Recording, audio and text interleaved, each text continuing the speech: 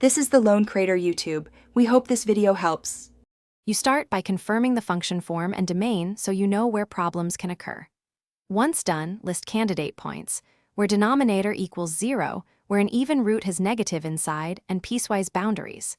Make sure to simplify and cancel common factors. If a factor cancels, mark a removable hole. Also compute left and right limits at each candidate. These quick checks set up the detailed limit work you'll do next. Now compute limits precisely. Take the left-hand and right-hand limits at each candidate. If both finite and equal, check FC. If equal to the limit, continuity holds. If limits differ, you have a jump discontinuity. If a limit goes to plus infinity, label a vertical asymptote and infinite discontinuity.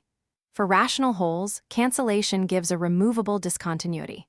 For roots and trig, do algebraic tricks, rationalize. Finish by classifying every candidate and assembling intervals of continuity. Once done, state continuous intervals and list discontinuities with types. Make sure to reevaluate any point where algebra failed. If you get 0/0 or infinity/infinity, apply L'Hospital's rule or series expansion to resolve the limit.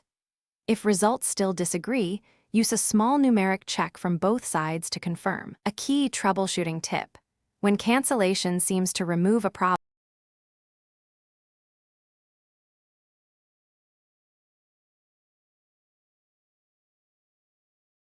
Thanks for watching. Consider subscribing if we helped you.